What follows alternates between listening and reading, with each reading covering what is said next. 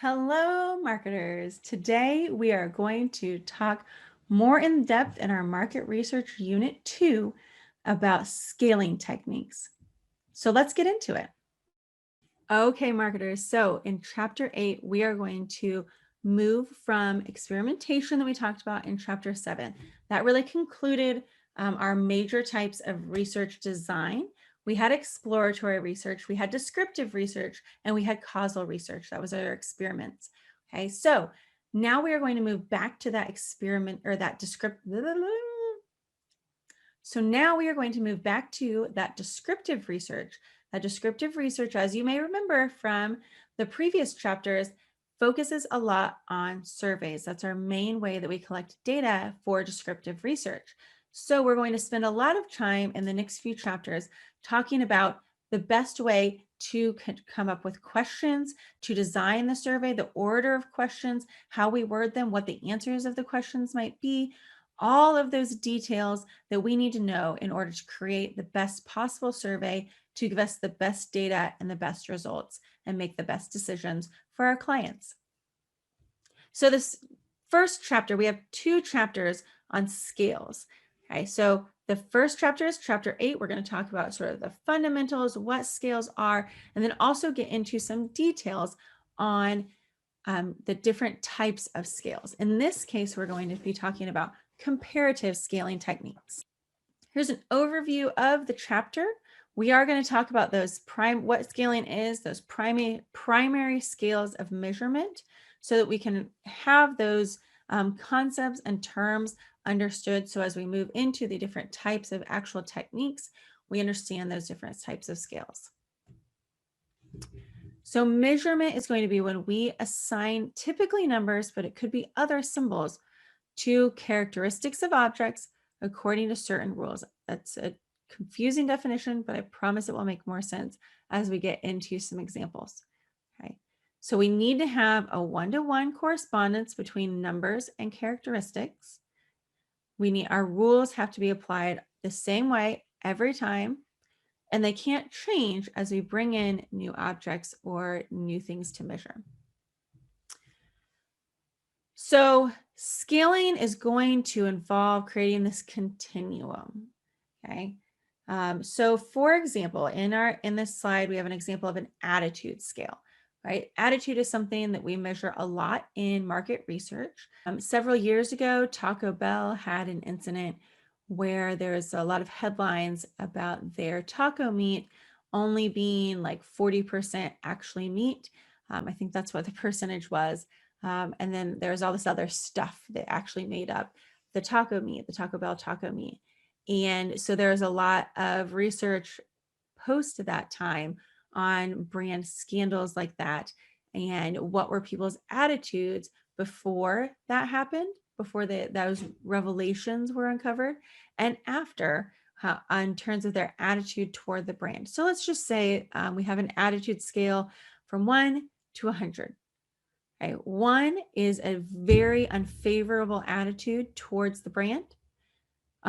100 is extremely, extremely favorable. We love this brand. Okay. Measurement is where we actually assign the number of 1 to 100 to each respondent. Scaling is where we take those answers, each respondent, and place them on the continuum where they belong from 1 to 100. Okay, so measurement is going to be respondent 1 had a 10 on their attitude. They were mostly unfavorable. Respondent 2 had a 37. Respondent 3 said 77. Respondent 4 said 99. Respondent 5 said 15, and so on and so forth. That's measurement.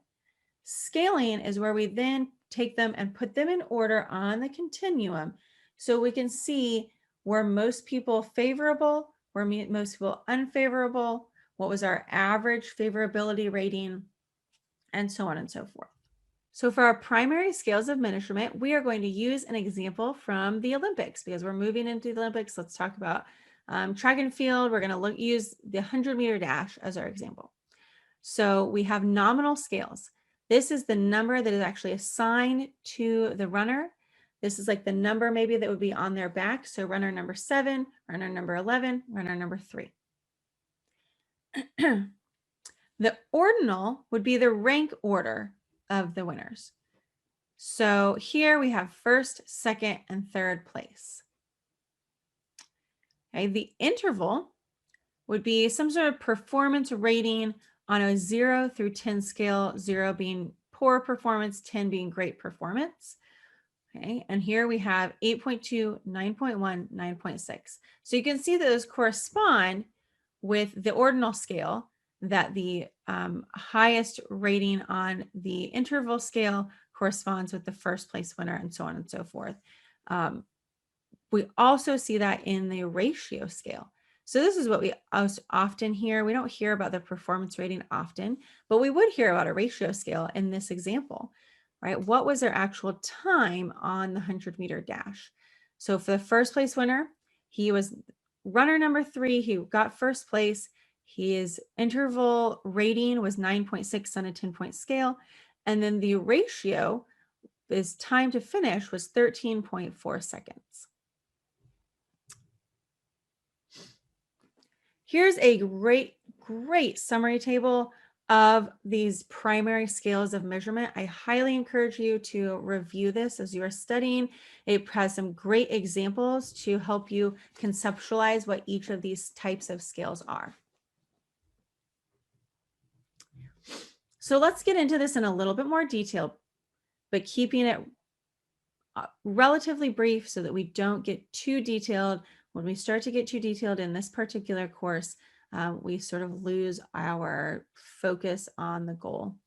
And so we are going to talk about each of these different primary scales briefly.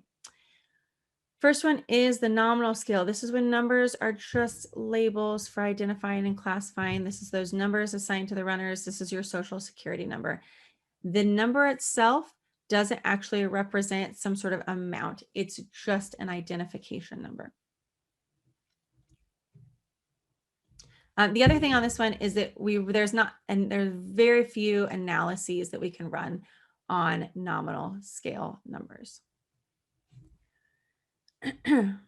So here we're going to have, we're going to look at department stores. So we'll see this for each of the different types of scales. So for the nominal scale, we just have the store number. The next is the ordinal scale. So this is a ranking type of scale where numbers are assigned to each object to indicate their extent to which they possess some kind of characteristic. Right? In the place of our runners, this was a ranking scale where they received their score based on what place they came in, first, second, third, 1, 2, 3. Okay, here we can see which, say, runners came in before or after.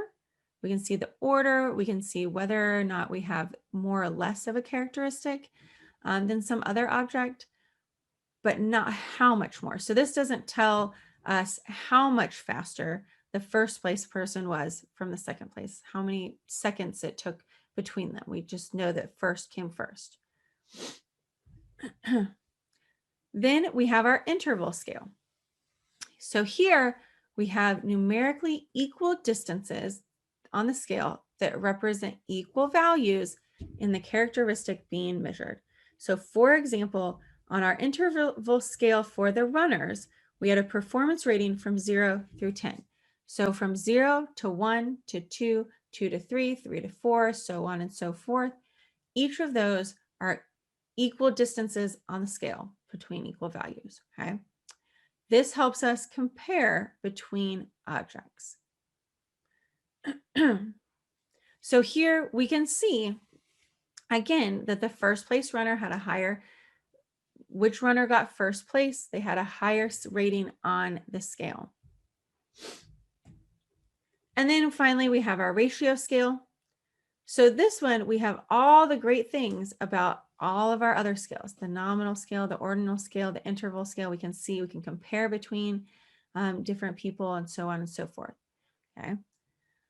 This one we really like because we can use all of our different statistical techniques. So in this case of our runners, this was the time it took them to complete the race. So let me go back. So if we look here then at our department store example for all of these types of ratios, again, we have the nominal scale, that's the store number. The ordinal scale could be some kind of preference ranking. Okay. Rate them 1 through 10, from the one you like the most to the one you like the least. Those are our rankings. Then we could have preference ratings as an interval scale. So here, perhaps they rated their favorable attitude or their favorability on a 7-point scale from extremely unfavorable to extremely favorable. So they would have a 1 through 7 that the respondent could select. They would select it, and then would be the average score of the preference rating. And so here we can again compare the different department stores. And then the ratio scale, a good example here would be looking at the dollars, the amount of money each respondent spent at that store. And then, so what we would see here is the average spent at the store in the last 3 months.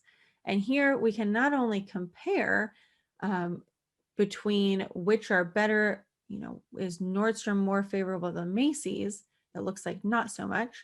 And what does that look like in terms of real dollars spent, not just what people say? And also, we can see how much different they are. Okay. So, for example, there are several stores that their preference rating was a 5. Okay, they are relatively favorable on those stores, but when we look at how much they spent there, Nordstrom, they spent on average 0. Nobody spent anything there. The next 5 is Neiman Marcus. They only spent $35 on average there. And then the last one is Saks Fifth Avenue, where they spent $100. So we can see there that they may feel favorably toward them, but their realistic spending pattern is a little bit different. So when we look at techniques for scaling, there are 2 major types. The first is comparative scales. The second is non-comparative scales. We're going to get into what those mean. So we'll talk about all of those different types next time. Thanks everyone, and have a fantastic day.